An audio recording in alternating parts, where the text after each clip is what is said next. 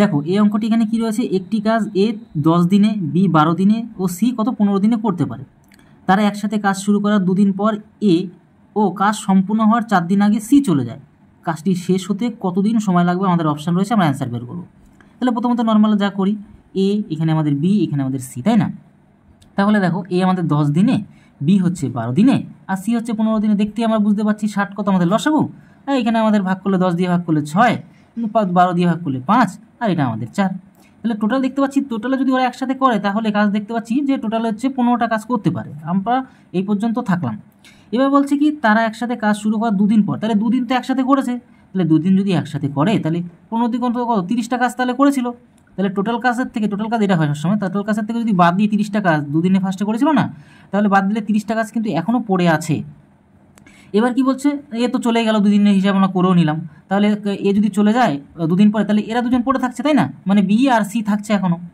এবারটা দেখো, এবারটা আমাদের কি বলছে বলো তো, যে ও কাজ সম্পূর্ণ হওয়ার 4 দিন আগে সি চলে যায়। আচ্ছা, কাজ শেষ হওয়ার 4 দিন আগে কে চলে গেল? সি চলে গেল, মানে চারটে কাজ যে করে আর কি সি, সে চলে গেল।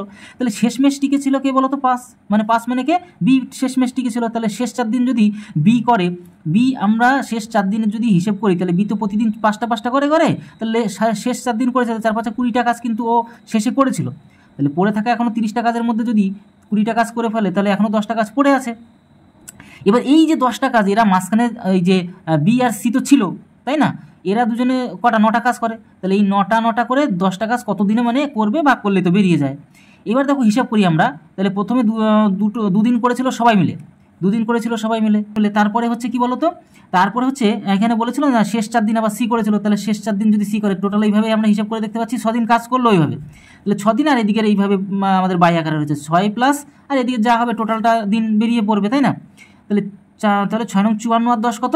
54, 6 নং 54 আর 10 কত? 64। তাহলে 64/9 এটাই আমাদের এতদিন আমাদের সঠিক অ্যান্সার। মানে দেখো সি অপশন আমাদের সঠিক অ্যান্সার। তোমাদের কারা বুঝতে পারলে অবশ্যই কমেন্ট বক্সে জানাবে। আর ভিডিওটি তোমাদের কেমন লাগলো, সমাধানটা কেমন লাগলো অবশ্যই কমেন্ট বক্সে জানাতে ভুলবে না। তাহলে ভিডিওটি এই রইল, তত সময় সবাই ভালো থেকো, সুস্থ থেকো, জয় হিন্দ, জয় ভারত।